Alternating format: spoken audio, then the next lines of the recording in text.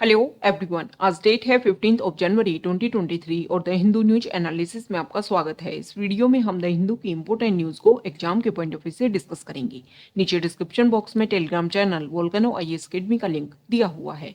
आप Telegram channel Volcano IAS academy के साथ में जुड़ सकते हैं। वहां पर हर exam means UPSC, state PCS and other exams के पॉइंट ऑफ व्यू से काफी इंपॉर्टेंट इन्फॉर्मेशन आप सभी के साथ में शेयर की जाती है। तो चलो स्टार्ट करते हैं। वीडियो को स्टार्ट करेंगे एक ज्योग्राफिकल मैप क्वेश्चन के साथ में। और आज आपका क्वेश्चन ये है कि सोकोट्रा आइलैंड को आपको मैप में व्यू करना है, फिर इससे रिलेटेड हर इंपॉर्टेंट फैक्ट्स को एंड इन्फॉर्मेशन को कमेंट बॉक्स में टाइप करना है। कल हमने आपसे क्वेश्चन पूछा था डेथ वैली को लेकर के। तो डेथ वैली को अगर हम मैप में व्यू करें, ये जो डेथ वैली है इसको डेजर्ट वैली के नाम से भी जाना जाता है। और नॉर्थ अमेरिका कॉन्टिनेंट में जो यूएस कंट्री है, और यूएस कंट्री का भी पार्ट है कैलिफोर्निया स्टेट। तो कैलिफोर्निया के ईस्टर्न पार्ट पर जो है वो डेथ वैली नर्दर्न मोजावे डेजर्ट के पार्ट के रूप में लोकेटेड है। ये जो डेथ वैली वाला जो रीजन है वो ग्रेट बेसिन डेजर्ट के साथ में भी अपना बॉर्डिंग एरिया शेयर करता है। देखो, पूरे अर्थ पर जब हॉटेस्ट प्लेसेस की बात होती है, मतलब वो एरिया जहाँ पर टेम्परेचर काफ़ी ज़्यादा देखने को मिलता है, तो हमारे ध्यान में आते हैं मिडिल ईस्ट और सहारा वाला रीजन। लेकिन जो हॉटेस्ट प्लेसेज हैं उनमें डेथ वैली वाला रीजन भी शामिल है, क्योंकि यहाँ पर भी टेम्परेचर जो है वो काफ़ी हाईएस्ट लेवल पर देखने को मिलता है। अब यहाँ पर टाइम टू टाइम जो है वो हाईएस्ट लेवल पर टेम्परेचर जो है रहता है, जिसकी वजह से ये एरिया काफ़ी ज़्यादा न्यूज़ में बना रहता है। तो ये डेथ वैली की लोकेशन को लेकर के जो भी बेसिक फैक्ट है वो हमने डिस्कस किए। द हिंदू को अगर हम डिस्कस करें तो फर्स्ट इंपॉर्टेंट न्यूज़ है द हिंदू की फ्रंट पेज पर।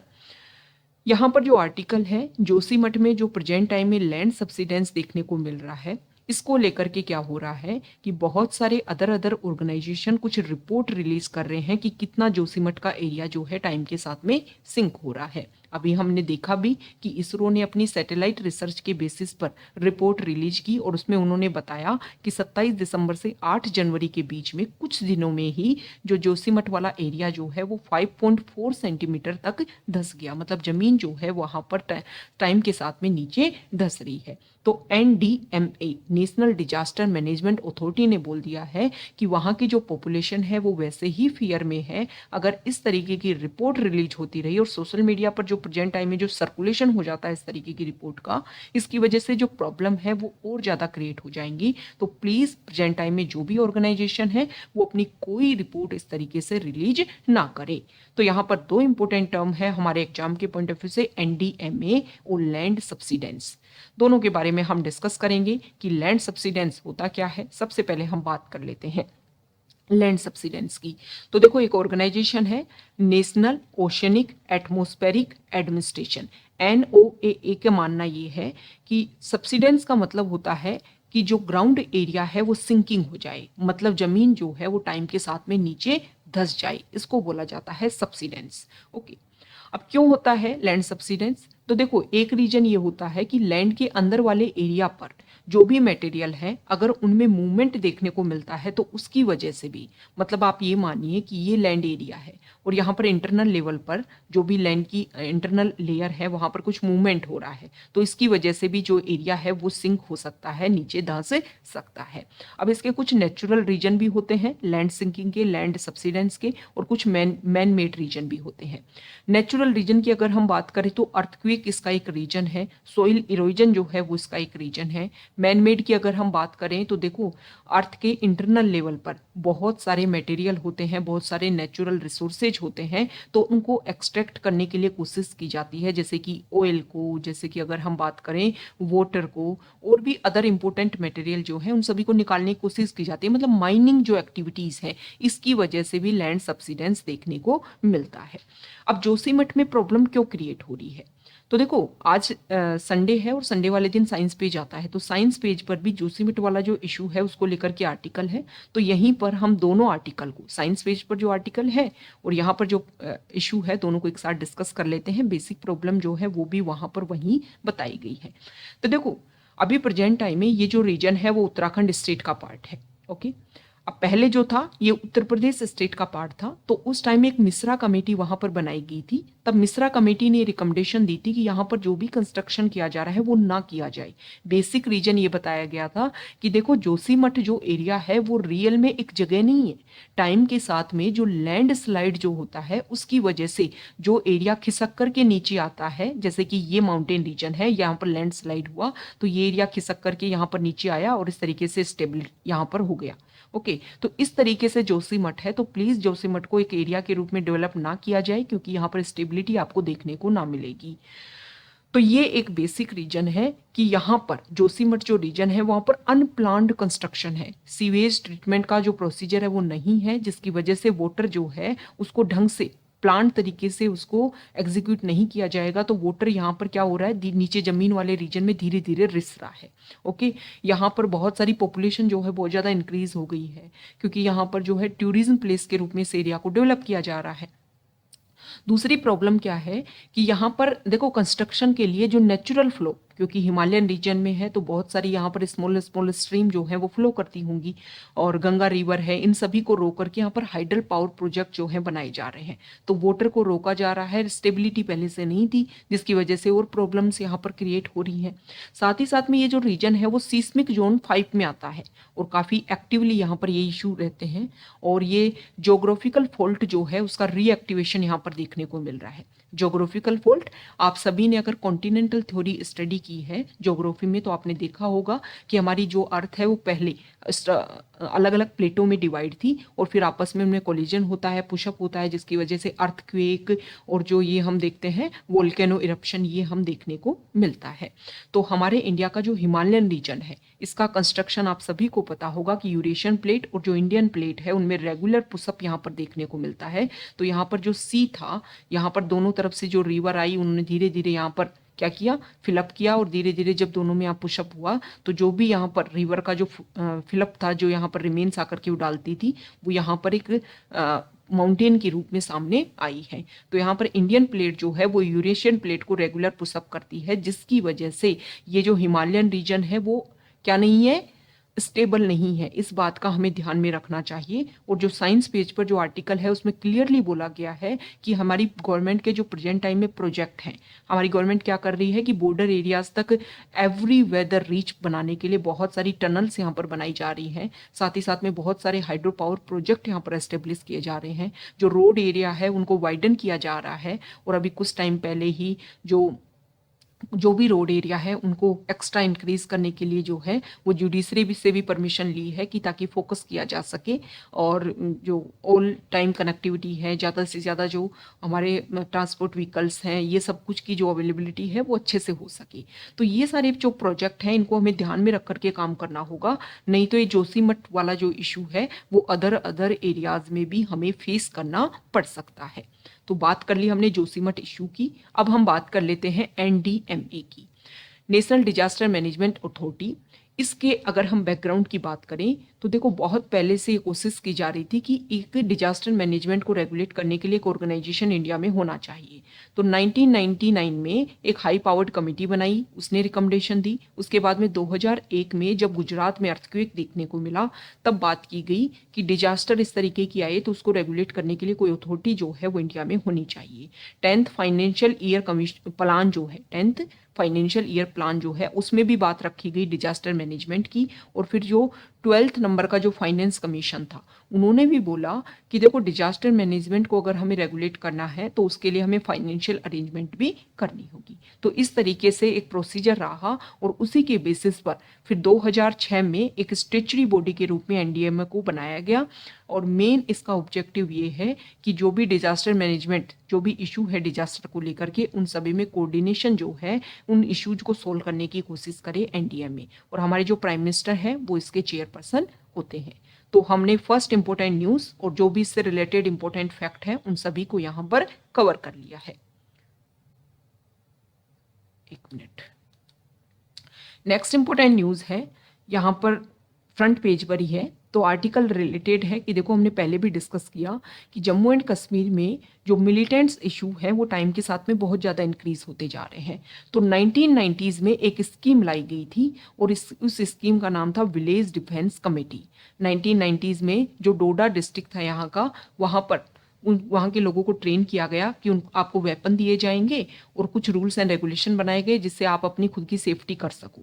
तो उस स्कीम को फिर कुछ टाइम के बाद में बैन कर दिया गया था और उसी स्कीम को अब दोबारा से दूसरे नाम से विलेज डिफेंस गार्ड्स के नाम से इसको दोबारा से रिवाइवल स्टेज में लाया गया है। तो सीआरपीएफ जो है वो यहाँ के जो लोग हैं उनको ट्रेन करना उन्होंने स्टार्ट किया है।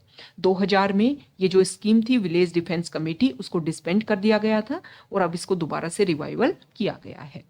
तो देखो ये जो विलेज डिफेंस गार्ड ये जो स्कीम है इसके बैकग्राउंड की अगर हम बात करें तो 1965 और 1971 में जो पाकिस्तान के साथ में हमारा वॉर हुआ उस समय जो हमारे एक्स सर्विसमैन आर्मी के और जो भी विलेजेस मतलब बॉर्डर एरिया में जो भी विलेजेस थे वहां पर जो भी ऐसे यूथ जो वेल बॉडी थी मतलब फिजिकल स्ट्रक्चर अच्छा था उन सभी को एक तरीके से ट्रेन किया गया कि हमारे बॉर्डर एरियाज को आप सिक्योर करोगे और अगर पाकिस्तान स्पाई हमारे इंडिया में एंटर होते हैं तो उनकी अवेयरनेस जो है वो हमें दोगे, हमारी आर्मी को दोगे। ये 1965 और 1971 का जो वॉर था उसमें ये बात डिसाइड की गई थी। तो इसी पॉइंट के बेसिस पर जब जम्मू एंड कश्मीर में मिलिटेंट अटैक बढ़े तब उसको लिया गया कि अच्छा ये वाला काम तो हम यहाँ भी तो कर सकते हैं ना, कि यहाँ पर जो स्पाई या मिलिटेंट्स जम्मू एंड कश्मीर वाले रीजन में एंटर होते हैं तो लोगों को हम ट्रेन करें और वो खुद की सेफ्टी खुद करें। ओके और इसमें बेसिक टारगेट ये रहता है कि जो हमारी सिक्योरिटी फोर्सेज जब तक आपको प्रोटेक्शन करने के लिए आए उससे पहले अगर मिलिटेंट अटैक हो जाता है तो उससे पहले आप खुद को प्रोटेक्ट कर पाओ, खुद की सिक्योरिटी जो है वो कर पाओ। तो अच्छी बात है, लेकिन कुछ नेगेटिव पॉइंट भी है। कंट्रोवर्सी ये है कि इसमें आप वेपन दोगे और वेपन देने से जो लोग हैं वो ह्यूमन राइट्स का काफ़ी ज़्यादा वायलेशन करते हैं। बहुत सारे इश्यूज जैसे कि मर्डर, रेप, एक्सटोर्शन, इस तरीके के इशू जो हैं। देखो वेपन रहेगा तो उसका एक तरीके से अधिकार रख करके या फिर दिखा करके लूटा जा सकता है, रेप किया जा सकता है, मर्डर किए जा सकते हैं। तो ये सारी जो प्रॉब्लम है, जो गोली आपको दी, मान लो आपको 100 गोली दी कि आप इतनी यूज़ कर पाओगे, तो उसमें दिखाया जा सकता है ना कि अच्छा ये मिलिटेंट अटैक हुआ वहां पर। देखो फेक जो चीजें हैं, कोई भी चीज पॉजिटिव होती है तो उसका नेगेटिव भी होता है। ओके तो ये कंट्रोवर्सी है। साथ ही साथ में अगर हम बात करें तो देखो इस तरीके का प्रोसीजर छत्तीसगढ़ जो स्टेट है उसने भी स्टार्ट किया था और छत्तीसगढ़ जो स्टेट है उसको लेकर के 2008 में सुप्रीम कोर्ट ने बोल दिया था। छत्तीसगढ़ स्टेट ने एक यहाँ पर एक जो वहाँ के लोग थे ना वहाँ पर नक्सल अटैक जो है काफ़ी ज़्यादा देखने को मिलता है। तो सालवा जुडुम के नाम से, किस नाम से, ये नाम आप ध्यान में रखना है, सालवा जुडुम के नाम से उन्होंने अपनी एक आर्मी बना रखी थी। वहाँ के जो लोग थे कि आप क्या करोगे, नक्सलाइट जो होते हैं उन सभी से ध्यान रखने की कोशिश करोगे, सेफ्टी रखोगे। तो सुप्रीम कोर्ट ने बोल दिया था कि भाई इस तरीके से स्टेट को बिल्कुल पावर नहीं है कि जो कॉमन मैन है उनको आप इस तरीके से वेपन्स दो, ये गलत हो जाएगा। तो इस तरीके से आप वेपन जो है वो नहीं दे सकते हो। ओके तो इसी के बेसिस पर जो है ये कंट्रोवर्सी है, इसको ध्यान में रख करके गवर्नमेंट को इन सारे इश्यूज को ध्यान में रख करके अपनी तरफ से कोशिश करनी चाहिए। नेक्स्ट इंपोर्टेंट आर्टिकल है, तो देखो लक्षद्वीप जो हमारा यूनियन टेरिटरी है वहाँ के एमपी फैजल उनको डिस्क्वालीफाई कर दिया गया है क्योंकि एक क्राइम में जो है उनको कन्विक्शन दी गई है। ओके तो एक अटेम्प्ट टू मर्डर केस था, इसमें उनको जेल दी गई है जिसके बेसिस पर जो है उनको डिस्क्वालिफिकेशन किया गया है। तो एमपी और एमएलए का जो डिस्क्वालिफिकेशन होता है उसकी अगर हम बात करें तो देखो हमारा जो आरपीए एक्ट है, रिप्रेजेंटेशन ऑफ पीपल्स एक्ट 1951, उसमें एमपी और एमएलए के डिस्क्वालिफिकेशन और क्वालिफिकेशन की बात की गई है। तो डिस्क्वालिफिकेशन की अगर हम बात करें तो आरपीए एक्ट, यहाँ देखिए आरपीए एक्ट 1951 का जो सेक्शन 8 और उसका सब क्लोज 3 जो है वो ये बात बोलता है कि एमपी और एमएलए जो है अगर वो किसी क्राइम में इन्वॉल्व है और उनको कन्विक्टेड डिक्लेयर कर दिया जाता है और जिस दिन वो जेल जाते हैं 2 साल या उससे ज़्यादा की उनको जेल होती है, तो उनको जिस दिन से वो रिलीज होंगे ना, जेल से छूटेंगे, उस दिन से उनकी 6 साल की क्या हो जाएगी, उनको 6 साल के लिए डिस्क्वालीफाई कर दिया जाएगा। अब यहाँ पर एक एक्सेप्शन है, अगर जेल में रखा गया प्रिवेंटिव डिटेंशन के बेसिस पर। प्रिवेंटिव डिटेंशन क्या होता है, प्रिवेंटिव डिटेंशन ये होता है कि मान लो ये लगता है कि ये पर्सन जो है कोई क्राइम कर सकता है, तो उसको अरेस्ट करके रख लिया कि अच्छा ये क्राइम जो है वो ना हो। तो इसमें जो है क्राइम किया नहीं, लेकिन उसको रोकने के लिए पहले ही अपनी तरफ से कोशिश कर दी गई। ओके, तो प्रिवेंटिव डिटेंशन के बेसिस पर रखा जाता है, तो उसमें जो है ये नहीं होता है, मतलब ये डिस्क्वालिफिकेशन जो है वो अप्लाई नहीं होता है। और देखो इंपॉर्टेंट भी है, हमारी जो इंडियन पॉलिटिक्स है उसको एक तरीके से डिक्रिमिनलाइज करने का जो प्रोसीजर है उसके लिए काफी ज्यादा इंपॉर्टेंट है सेक्शन 8 सब close 3। Okay, next important article है, हम डिस्कस करेंगे यहाँ पर स्टेट पेज से। तो कुछ इंपॉर्टेंट आर्टिकल हैं आज स्टेट पेज पर।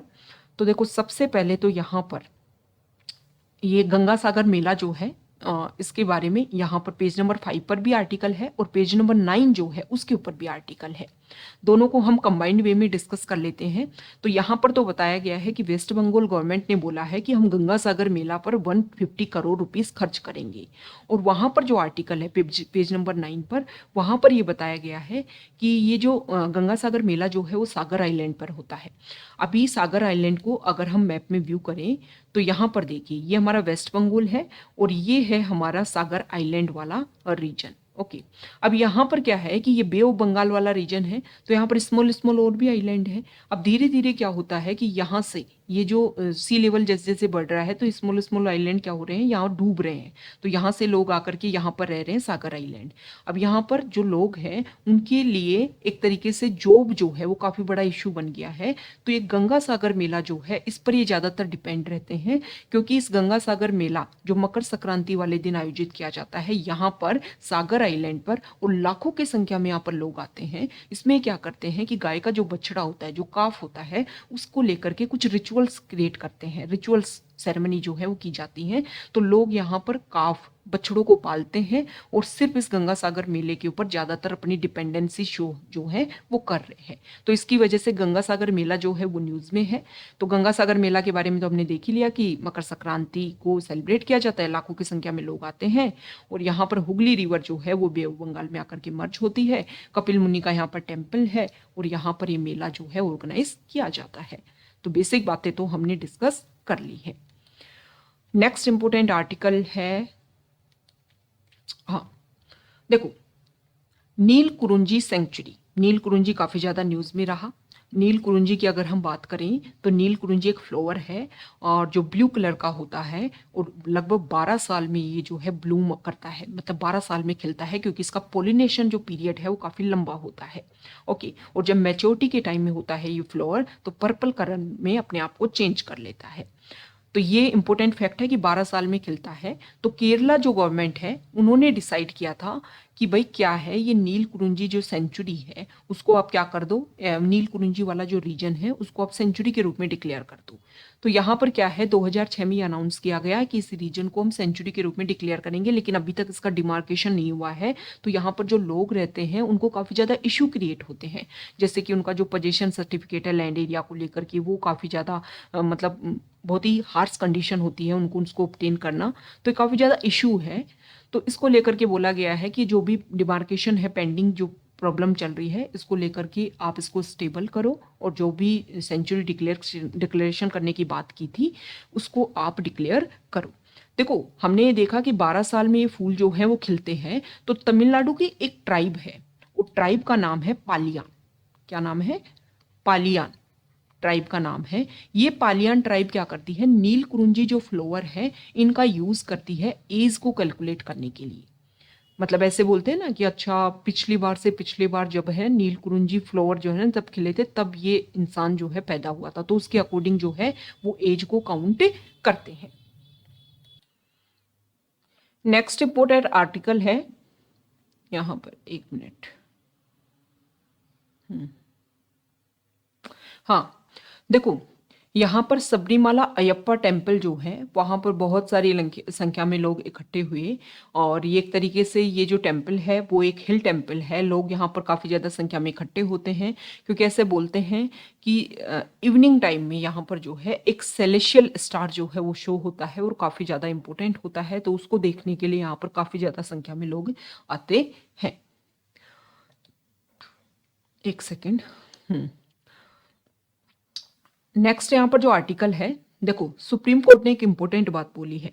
सुप्रीम कोर्ट ने बोला है कि भाई अर्बन प्रोजेक्ट मतलब सिटी एरिया में कुछ चीज डेवलप करनी है, तो वो चीज डेवलप करने के बाद में उसका जो रिजल्ट क्या होने वाला है, उसकी वजह से क्या क्या प्रॉब्लम होगी, इसका जो भी एनवायरमेंट इम्पैक्ट असेसमेंट जो है वो पहले होना चाहिए।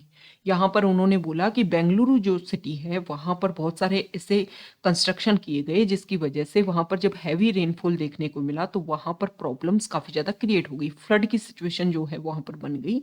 तो ये सारा ध्यान हमें रखना है कि जो भी हमारे अर्बन एरियाज हैं वहाँ पर हमें अगर कुछ डेवलपमेंट करना है तो जो भी अर्बन प्रोजेक्ट्स हैं उनको सैंक्शन करने से पहले पहले जो है वो एनवायरमेंट के ऊपर उसका क्या इफेक्ट पड़ेगा, क्या क्या प्रॉब्लम्स क्रिएट हो सकती हैं, उन सभी के बारे में हमें पहले ध्यान में रखना होगा। नेक्स्ट इंपोर्टेंट आर्टिकल है, एक सेकेंड, हाँ, ये जो आर्टिकल है वो गंगा सागर मेला को लेकर के जिसके बारे में अभी हमने डिस्कस कर लिया है। साइंस पेज पर अगर हम डिस्कस करें तो यहाँ पर देखो ये बताया गया है कि ये जो जायंट जो टॉर्टोइज थे ये पहले थे अफ्रीका कॉन्टिनेंट में, फिर धीरे धीरे क्या हुआ कि जो इंडियन ओशन में जो वेस्टर्न साइड में जो स्मॉल स्मॉल आइलैंड है वहाँ पर ह्यूमन आने से पहले जो है ये वहाँ पर देखने को मिलते थे। ऐसा रेडियो कार्बन डेटिंग जो प्रोसीजर किया गया है उसमें ये बातें पता चली है। इनके डीएनए को ट्रेस किया गया है और जायंट टॉर्टोइज की जो माइग्रेशन हिस्ट्री है उसको यहाँ पर रिकॉर्ड किया गया है। और वेस्टर्न इंडियन ओशन में कौन कौन से आइलैंड, मेडागास्कर ये जो आइलैंड है वहाँ पर ये एग्जिस्ट करते थे। नेक्स्ट यहाँ पर जो आर्टिकल है वो जोशीमठ के बारे में है और जिसके बारे में अभी हमने स्टार्टिंग का जो पार्ट है वहां पर इसके बारे में जो भी इंपॉर्टेंट पॉइंट्स है वो हमने वहां पर डिस्कस कर लिए। अब हम डिस्कस करेंगे FAQ पेज के बारे में। तो जो भी वीक में जो भी इंपॉर्टेंट न्यूज रही उनके बारे में यहाँ पर एक तरीके से एक्सप्लेन्ड वे में समझाया जाता है। तो देखो फर्स्ट आर्टिकल है कि इंडियन सिटीज में एयर पोल्यूशन को कर्व करने के लिए हम कहाँ पर स्टैंड कर रहे हैं। तो क्योंकि न्यूज में था कि NCAP जो प्रोग्राम लॉन्च किया गया था जिसमें 132 सिटीज जो है 131 सिटीज जो हैं उनको नॉन अटेनमेंट सिटीज के रूप में शामिल किया गया था कि पर्टिकुलेट मैटर 2.5 और पर्टिकुलेट मैटर 10 को यहाँ पर क्या करना है, रिड्यूस करना है। ओके, ये टारगेट रखा गया था। तो अब यहाँ पर कुछ रिपोर्ट रिलीज हुई है जिसमें देखा गया कि 131 सिटीज में से सिर्फ कुछ सिटीज जो हैं उन्होंने अच्छे से वेल परफॉर्म किया है और अच्छा रिजल्ट जो है इसका नहीं देखने को मिल रहा है। तो NCAP है क्या, सबसे पहले तो हम बात कर लेते हैं कि देखो इंडियन सिटीज जो हैं उनमें पोल्यूशन लेवल काफ़ी हाई लेवल पर और वर्ल्ड लेवल पर अगर हम कंपैरिजन करें तो कभी हाईएस्ट लेवल का पोल्यूशन जो है इंडिया में देखने को मिलता है। तो गवर्नमेंट ने लॉन्च किया NCAP प्रोग्राम। NCAP मतलब national clean air campaign, national clean air campaign या प्रोग्राम भी आप बोल सकते हो। इसमें कुछ फंड जो है वो अलॉट किया गया कि 131 इंडिया की जो मोस्ट पोल्यूटेड सिटीज़ हैं 10 जनवरी 2019 तक उनको इसमें शामिल किया जाएगा। और ये जो 131 सिटीज़ हैं इनको नॉन अटेनमेंट सिटीज़ बोला जाएगा।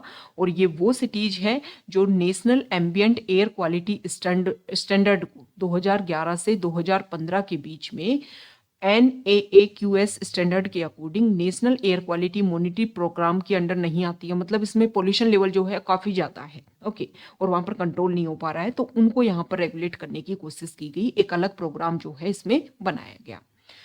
तो देखो यहाँ पर जो है कुछ टारगेट रखे गए थे। इसमें टारगेट में बताया गया था कि पर्टिकुलेट मैटर 10 और पर्टिकुलेट मैटर 2.5 को 20 to 30% हम कम करेंगे 2024 तक, और बेस ईयर रखा गया था 2017। अब सितंबर 2022 में हालांकि जो टारगेट है उसको इंक्रीज कर दिया गया कि अब हमने टारगेट लिया है कि जो PM पर्टिकुलेट मैटर का जो कंसंट्रेशन है उसको हम करेंगे 40% तक कम, और टारगेट ईयर रख दिया गया है 2026। इसके लिए लगभग 6000 करोड़ रुपीस जो है वो रिलीज किए गए हैं कि जो भी सिटीज हैं वहां पर आप पोल्यूशन को कम करने की कोशिश करोगे। अब प्रॉब्लम क्या है, देखो इसमें बताया गया है अभी जो प्रेजेंट टाइम में जो रिपोर्ट आई है इसमें बोला गया है 131 जो सिटीज़ हैं उसमें से 38 सिटीज जो हैं उनको लेकर के centre for research on energy and clean air, okay, इन्होंने NCAP के लिए 4 साल का जो परफॉर्मेंस था वो यहाँ पर रिव्यू किया। फिर बताया कि सिर्फ 38 जो सिटीज है उनमें कुछ जो है वो चेंज देखने को मिला है। अदर सिटीज जो है उनमें तो कोई एक तरीके से कोई चेंज जो है वो एक लेवल पर जिसको आप एक रिपोर्ट सर्वे के रूप में रख सको इतना चेंज जो है वो नहीं आया है। ओके, तो इसका बेसिक रीजन ये भी बताया गया, CREA ने ये भी बोला है कि हमें 300 manual air quality monitoring station जो है वो हर साल एस्टेब्लिश करने होंगे, तभी जाकर के हम NCAP का जो गोल है उसको हम पहुंच पाएंगे। और 2024 तक 1500 मॉनिटरिंग स्टेशन जो है वो हमें लॉन्च करने होंगे। अभी प्रेजेंट टाइम में अगर हम देखें 4 साल हो गया NCAP प्रोग्राम को लाए हुए, लेकिन 180 स्टेशन जो है वो हमने इंस्टॉल किए हैं। तो ये बेसिक चीज है जिसके बेसिस पर हम क्या कर सकते हैं, जो भी ये सिटीज हैं इनमें रेगुलेशन जो है वो कर सकते हैं। अब देखो यहाँ पर डाटा दे रखे हैं कि कौन से सिटीज ने कितने कवर किया, इस तरीके के जो डाटा है वो याद नहीं करते, बस ओवरऑल जो है वो रिपोर्ट में क्या आया, NCAP प्रोग्राम में क्या रिपोर्ट निकल कर के आई, ये जो है वो हमारे लिए इंपॉर्टेंट हो जाता है। अब कितनी सिटीज में कितना 2.5 कम हुआ, कितना बढ़ा, ये इंपॉर्टेंट नहीं है। हाँ, यहाँ पर बताया गया है कि गंगा वाला जो रीजन है और जो भी मैक्सिमम जो सिटीज है गंगेटिक प्लेन में है, वहां पर भी जो पोल्यूशन लेवल है वो काफी देखने को मिलता है। तो हमें फोकस करना होगा कि जो भी इंडस्ट्रियल एरिया है उनसे जो भी पोल्यूशन निकलता है, साथ ही साथ में जो हमारे वाटर पोल्यूशन इंक्रीज होता है उसके ऊपर हम फोकस करें। नेक्स्ट इंपॉर्टेंट आर्टिकल है, तो सेंट्रल गवर्नमेंट चाह रही है कि भोपाल गैस ट्रेजेडी जो हुई थी 1984 में 2 और 3 दिसंबर को, इसमें क्या हुआ था कि जो यूनियन कार्बाइड इंडिया लिमिटेड जो प्लांट है उसका भोपाल में, वहां से मिथाइल आइसोसाइनेट जिसको MIC के नाम से जानते हैं, ये रिलीज हो गई थी, जिसकी वजह से बहुत सारे लोगों की यहाँ पर डेथ हो गई थी। अब उस टाइम कंपनसेशन जो दिया गया था उसको गवर्नमेंट ने 2010 में इसको लेकर के क्यूरेटिव पिटीशन फाइल की कि भाई जो पैसे हैं उनको बढ़ाओ। बढ़ाओ क्यों? क्योंकि वहां पर उस टाइम जो लोग इफेक्ट हुए थे उनमें से बहुत सारे लोग जो है उनकी डेथ रेट देखने को मिली है और संख्या जो है काफ़ी ज़्यादा बढ़ गई है, लोगों के ऊपर जो हेल्थ इफेक्ट है वो काफ़ी ज़्यादा लोग जो है इससे इफेक्ट हुए हैं, तो उन सभी को जो है वो कंपनसेशन यहाँ पर आप प्रोवाइड करोगे। तो यूनियन कार्बाइड जो कंपनी है उन्होंने मना किया है कि वो कंपनसेशन को दोबारा से रिव्यू नहीं करेंगे। अब प्रॉब्लम क्या है? प्रॉब्लम ये है कि यहाँ पर सुप्रीम कोर्ट ने इस वर्डिक्ट को रिजर्व रख लिया है। सुप्रीम कोर्ट ने देखो यहाँ पर एक बात बोली कि देखो आप चाह रहे हो कि उन लोगों को कंपनसेशन दिया जाए, तो अगर आप एक वेलफेयर स्टेट हो तो आप जो है वो आप अपने लेवल पर भी उस प्रॉब्लम को सॉल्व करने की कोशिश करो ना, आप भी कुछ अपने लेवल पर कंपनसेशन दो जाके ये जो प्रॉब्लम है वो सॉल्व हो सके। बेसिक प्रॉब्लम क्या है कि यहाँ पर देखो 2002 में जो अशोक खुरा केस था उसमें क्यूरेटिव पिटीशन का जो सिस्टम है वो एस्टेब्लिश किया गया और उसमें 2 पॉइंट के ऊपर आप क्यूरेटिव पिटीशन डाल सकते हो। पहले तो आपने रिव्यू पिटीशन डाली हो, उसको अगर नलीफाई कर दिया गया है, उसको खत्म कर दिया गया है, तब आप क्यूरेटिव पिटीशन डाल सकते हो। तो यहाँ पर गवर्नमेंट ने पहले रिव्यू पिटीशन तो डाला नहीं, सीधा ही क्यूरेटिव पिटीशन जो है वो यहाँ पर अप्लाई कर दिया गवर्नमेंट ने। तो इसको लेकर के भी क्वेश्चन है, लेकिन गवर्नमेंट ये बोलती है कि देखो हम रिव्यू करने के लिए नहीं बोल रहे हैं, हम चाह रहे हैं कि जो कंपनसेशन दिया गया था उसको दोबारा से आपको ओपन नहीं करना है, दोबारा से डिस्कशन करना ही नहीं है, बस आप कंपनसेशन को थोड़ा सा इंक्रीज करवाओ ताकि जो और लोग इफेक्ट हुए हैं उनको इसका बेनिफिट मिल सके।